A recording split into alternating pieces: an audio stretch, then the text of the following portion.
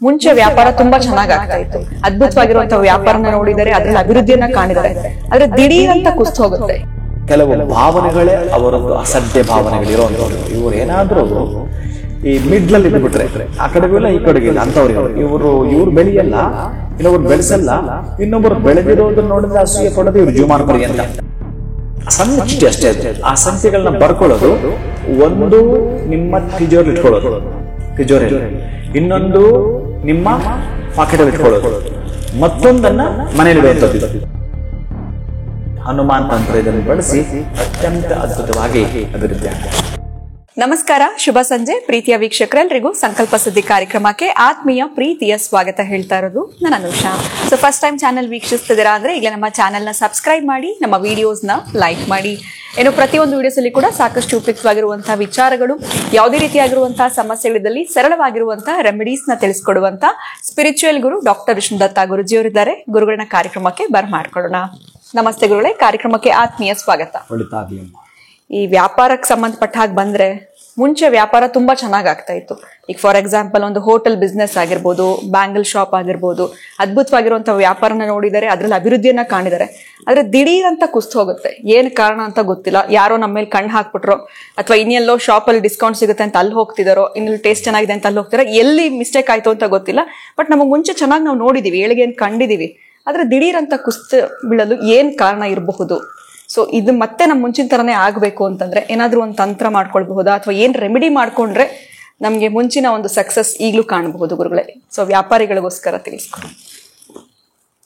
ಓಂ ವಿಶ್ವಸ್ಮೈ ನಮಃ. ಪ್ರೀತಿಯ ಬಂಧುಗಳೇ, ನನ್ನ ಬಳಿನೇ ಕೆಲವರು ಬಂದು ಇದನ್ನು ಹೇಳಿದ್ದಾರೆ. ಗುರುಗಳೇ, ನಾವು ಈ ಮಳಿಗೆ ಮಾಡಿ 10 ರಿಂದ 12 ವರ್ಷ ಆಯ್ತು. ಮೊದಲು ಒಂದು 5 ರಿಂದ 6 ವರ್ಷ ಚೆನ್ನಾಗಿ ನಡೀತು. ತುಂಬ ಅಂದರೆ ತುಂಬ ಚೆನ್ನಾಗಿ. ನಾವು ಇನ್ನೊಂದು ಬ್ರಾಂಚ್ ಮಾಡಬೇಕು ಅಂದ್ಕೊಂಡಿದ್ವಿ, ಆ ಮಟ್ಟಕ್ಕೆ ನಡೀತು ಗುರುಗಳೇ. ಅದು ಏನಾಯಿತು ಅನ್ನೋ ಗೊತ್ತಿಲ್ಲ. ಕೆಲಸದವರು ಚೇಂಜ್ ಆದರು, ನಮ್ಮಲ್ಲಿ ಸ್ವಲ್ಪ ಮನಸ್ತಾಪಗಳು ಬಂದವು. ಅದಾದ ನಂತರ ಯಾಕೋ ಏನೋ ಗೊತ್ತಿಲ್ಲ, ವ್ಯಾಪಾರ ಕುಸಿದು ಬಿಡ್ತು. ಮೊದಲಿಂದಲೂ ಹಾಗೆ ಬಂದಿದ್ದರೆ ಏನೋ ಬಿಡು, ಏರಿಯಾ ಚೆನ್ನಾಗಿಲ್ಲ ಅಂತ ಅನ್ಕೊತಿದ್ವಿ. ಹೌದು, ಬಟ್ ತುಂಬ ಚೆನ್ನಾಗಿ ನಡೆದಿದ್ದು ದಿಢೀರ್ ಕುಸಿದು ಬೀಳುತ್ತೆ ಅಂದರೆ ಏನನ್ಬೇಕು ಗುರುಗಳೇ?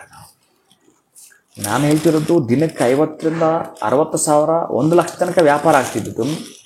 ಈಗ ಸಾವಿರಗಳೆಲ್ಲ ಗುರುಗಳೇ, 500 ನಡೀತಾ ಇದೆ, 100-500 ನಡೀತಾ ಇದೆ. ಕೆಲವರು ಅಂಗಡಿ ಬಾಡಿಗೆ ಕಟ್ಟಕ್ಕೂ ದುಡ್ಡು ಬರ್ತಿಲ್ಲ ಅಂತ ಹೇಳ್ತಾರೆ. ಹೌದು, ಅದೇ ಇದಕ್ಕೆ ನೀವು ಹೇಳಿದಾಗೆ ಈ ಮನುಷ್ಯನ ಕಣ್ಣ ದೃಷ್ಟಿ, ಅದರ ನರಘೋಷ ಅಂತಾರೆ. ಆ ನರಘೋಷವನ್ನು ಹೋಗಲಾಡಿಸ್ಕೊಳ್ಬೇಕು ಅಂತಂದ್ರೆ ಅಹಿತ ದೃಷ್ಟಿ, ನೀಚ ದೃಷ್ಟಿ, ಕೃಗ ದೃಷ್ಟಿ.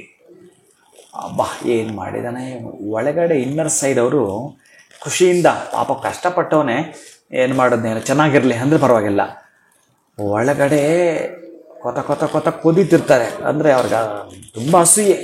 ಮೇಲ್ನೋಟಕ್ಕೆ ಚೆನ್ನಾಗಿ ಕಟ್ಟಿದ್ಯಪ್ಪ ಹೋಗಿರ್ತಾರೆ ಅಷ್ಟೇ. ಇದ್ದೋದು ಭಾರಿ ಕಷ್ಟ.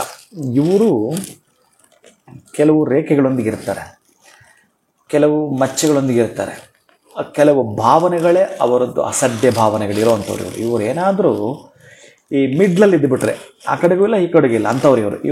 ಇವ್ರು ಬೆಳೆಯಲ್ಲ, ಇನ್ನೊಬ್ರು ಬೆಳೆಸಲ್ಲ, ಇನ್ನೊಬ್ಬರು ಬೆಳೆದಿರೋದನ್ನ ನೋಡಿದ್ರೆ ಅಸೂಯೆ ಪಡೋದು ಇವ್ರು ಜೀವಮಾನ ಪರ್ಯಂತ. ಇದೊಂದೇ ಅವ್ರು ದೇವರು ಬರೆದಿರೋದು. ಇವ್ರದ್ದು ಇಂಥವ್ರು ಎಲ್ಲರನ್ನೂ ಅದೊಂದು ಮಾತು ಇದೊಂದು ಮಾತು ಹೇಳಿ ಹೇಳಿ ಹೇಳಿ ಹಾಳು ಮಾಡೋದಷ್ಟೇ. ಯಾರೋ ಚೆನ್ನಾಗಿದ್ದರೆ ಅವ್ರಿಗೆ ಅದು ಹೇಳೋದು ಏನೋ ಎತ್ತು ಕಟ್ಟೋದು ಅಂತಾರೆ. ಆ ಥರ ಎತ್ತೆ ಕಟ್ಟೋದು ಅವರ ನಾಶ ಮಾಡಿ. ಇಂಥವ್ರು ಏನಾದರೂ ನಿಮ್ಮನ್ನು ಹೊಗಳಿದ್ರೆ ಅವ್ರ ಕಣ್ಣು ಬಿದ್ದರೆ ಕುಸಿದು ಬಿದ್ದೋಯ್ತು ಅಂತ ಅರ್ಥ. ಅದಕ್ಕೆ ಈ ಅಂಗಡಿಗಳಿಗೋ ಅಥವಾ ನಾವೊಂದು ವೆಹಿಕಲ್ ಇಷ್ಟು ಕಿಲೋಮೀಟರ್ ಓಡಿದ ಮೇಲೆ ಸರ್ವಿಸ್ ಮಾಡ್ತೀವಲ್ಲ, ಈ ಅಂಗಡಿಗೂ ಸರ್ವಿಸ್ ಮಾಡಬೇಕು. ನೀವು ಹೇಗೆ ಸರ್ವಿಸ್ ಮಾಡಬೇಕು? ಈ ಪ್ರತಿ ಅಮಾವಾಸ್ಯೆಗೆ ಒಂದು ಸಣ್ಣದೊಂದು ಬೂದು ಕುಂಬಳಕಾಯಿ ಹಿಡಿ ತೆಗೆದು ಹೊಡೆಯುವಂಥದ್ದು, ಪೌರ್ಣಮಿಗೆ ಒಂದು ನಿಂಬೆಹಣ್ಣು ಹಿಡಿ ತೆಗೆದು ಹೊಡೆಯುವಂಥದ್ದು.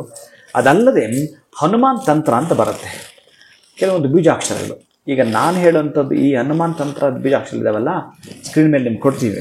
ಆ ಸ್ಕ್ರೀನ್ ಮೇಲೆ ಕೊಡುವಂಥದ್ದನ್ನು ಸಣ್ಣ ಚೀಟಿ ಅಷ್ಟೇ ಅದು. ಆ ಸಂಖ್ಯೆಗಳನ್ನ ಬರ್ಕೊಳ್ಳೋದು, ಒಂದು ನಿಮ್ಮ ತಿಜೋರಲ್ಲಿ ಇಟ್ಕೊಳ್ಳೋದು, ತಿಜೋರಿಯಲ್ಲಿ ಇನ್ನೊಂದು ನಿಮ್ಮ ಪಾಕೆಟಲ್ಲಿ ಇಟ್ಕೊಳ್ಳೋದು, ಮತ್ತೊಂದನ್ನು ಮನೆಯಲ್ಲಿಡುವಂಥದ್ದು. ಇದು ಮನೆಯಲ್ಲಿ ನೀವು ಇದರಿಂದ ಬಂದಿರೋ ಹಣ ತಗೊಂಡೋಗಿ ಎಲ್ಲಿಡ್ತೀರಿ? ನೀವು ನಿಮ್ಮ ವ್ಯಾಪಾರದ ಹಣವನ್ನು ನಿಮ್ಮದೇ ಆಗಿರತಕ್ಕಂಥ ಒಂದು ಪರ್ಸನಲ್ ಪೆಟ್ಟಿಗೆ ಅಂತ ಇಟ್ಕೊಂಡಿರ್ತೀನಿ, ಅಲ್ಲಿ ಇಟ್ಕೊಳ್ತೀರಿ.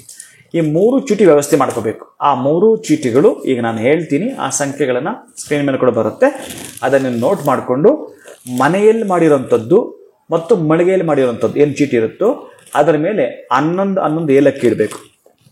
ನೇಮೇಲೆ ಬರೀ ಏಲಕ್ಕಿ ಮಾತ್ರ ಇಡಬೇಕು ಅಷ್ಟೇ. ನೀವು ಇಲ್ಲಿ ಇಡಬೇಕು. ನಿಮ್ಮ ಬಳಿ ಇರುತ್ತಲ್ಲ ಅದರಲ್ಲಿ ಮಾತ್ರ ಸುತ್ತಿಡಬೇಕಾಗತ್ತೆ, ಜಾಸ್ತಿ ಬೇಡ. ಲವಂಗಗಳು ಇಟ್ಕೋಬೇಕಾಗತ್ತೆ, 5 ಲವಂಗ. ಇದರಲ್ಲಿ ಏಲಕ್ಕಿ ಇರಲ್ಲ, ಲವಂಗ ಮಾತ್ರ ಇರುತ್ತೆ. ಅದರಲ್ಲಿ ಏಲಕ್ಕಿ ಇರುತ್ತೆ, ಲವಂಗ ಇರಲ್ಲ. ಹೀಗೆ ಒಂದೊಂದು ಕೂಡ ನೀವೇನು ಮೊದಲು ನಡೀತಾ ಅಂದ್ರಲ್ಲ ಅದರ ದುಪ್ಪಟ್ಟು ನಡೆಯುತ್ತೆ. ಈ ಸೀಕ್ರೆಟನ್ನು ನಿಮಗೆ ಬಿಟ್ಟ ಹಾಗೆ ಇನ್ನು ಯಾರಿಗೂ ನೀವು ಹೇಳೋ ಹಾಗಿಲ್ಲ ಅಂತಂದರೆ ಅವ್ರಿಗೆ ಕರ್ಮಗಳ ಕಳೆದಿದ್ದರೆ ಮಾತ್ರ ಇದನ್ನು ಮಾಡ್ಕೊಳ್ತಾರೆ. ಬೇರೆ ಎಲ್ಲದರಲ್ಲೂ ಕೂಡ ನಾನು ಹೇಳ್ತಿರ್ತೀನಿ, ಮತ್ತು ಜನಕ್ಕೆ ತಿಳಿಸಿ ಮಾಡ್ಕೊಳ್ಳಿ ಅಂತ ಹೇಳ್ತಿರ್ತೀನಿ.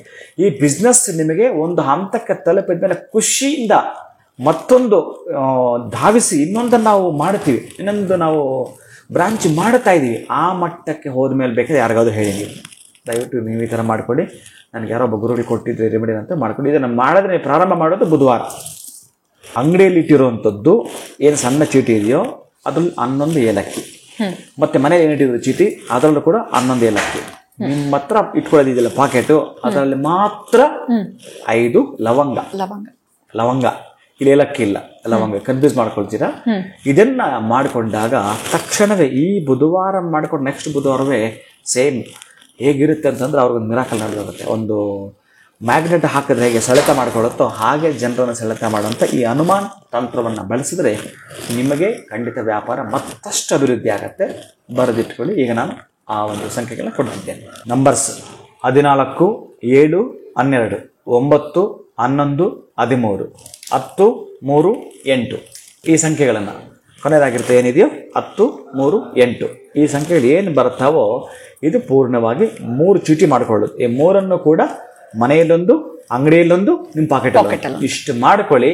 ಹನುಮಾನ್ ತಂತ್ರ ಇದನ್ನು ಬಳಸಿ ಅತ್ಯಂತ ಅದ್ಭುತವಾಗಿ ಅಭಿವೃದ್ಧಿ ಆಗುತ್ತೆ. ಖಂಡಿತ ಗುರುಗಳೆಲ್ಲೋ ಒಂದು ಕಡೆ ವ್ಯಾಪಾರದಲ್ಲಿ ಅಭಿವೃದ್ಧಿಯನ್ನ ಕಂಡು ದಿಢೀರಂತ ಕುಸಿದು ಬಿದ್ದಾಗ ಈ ಬಿಸ್ನೆಸ್ ಬೇಡ ಬೇರೆ ಮಾಡ್ಬೇಕು ಅಥವಾ ಬಿಸ್ನೆಸ್ ನಮ್ಗೆ ಬರಲ್ಲ ಅಂತ ಅನ್ಕೊಂಡ್ಬಿಟ್ಟಿರ್ತಾರೆ. ಸೊ ಅಂತವರಿಗೆ ನೀವು ಒಂದು ಅದ್ಭುತವಾಗಿರುವಂತಹ ಹನುಮಾನ್ ತಂತ್ರವನ್ನ ಹೇಳ್ಕೊಟ್ಟಿದ್ದೀರಾ. ಆ ಸಂಖ್ಯೆಗಳು ಕೂಡ ಹೇಗೆ ರಚಿಸ್ಕೊಳ್ಬೇಕು ಅಂತ ತಿಳಿಸಿದಿರಾ. ಇನ್ನು ಬಹಳ ವಿಶೇಷವಾಗಿ 11 ಏಲಕ್ಕಿ ಜೊತೆಗೆ ನಮ್ಗೆ 5 ಲವಂಗ ಹೇಗೆ ಕೆಲಸ ಮಾಡುತ್ತೆ ಅನ್ನೋದ್ರ ಬಗ್ಗೆ ಕೂಡ ತಿಳಿಸಿದಿರಾ. ಧನ್ಯವಾದಗಳು ತಮ್ಗೆ. ನಮಸ್ಕಾರ. ಹರೇ ಶ್ರೀನಿವಾಸ. ನಿಮಗೂ ಕೂಡ ವ್ಯಾಪಾರದಲ್ಲಿ ಸಮಸ್ಯೆಗಳಾಗ್ತಾ ಇದೆ, ಮುಂಚೆ ಆಗಿರೋ ರೀತಿಯಲ್ಲಿ ಈಗ ಬಿಸ್ನೆಸ್ ಆಗ್ತಾ ಇಲ್ಲ ಅಂತಂದ್ರೆ ಖಂಡಿತವಾಗಿ ಚಿಂತೆ ಮಾಡಕ್ ಹೋಗ್ಬೇಡಿ. ಈಗಷ್ಟೇ ಗುರುಗಳು ತಿಳಿಸಿರುವಂತಹ ಈ ಒಂದು ರೆಮಿಡಿಯನ್ನ ಫಾಲೋ ಮಾಡಿ ಅಂತ ಹೇಳ್ತಾ ವಿಡಿಯೋನ ಮುಗಿಸುವಂತ ಸಮಯ ಆಗಿದೆ. ನಮಸ್ಕಾರ.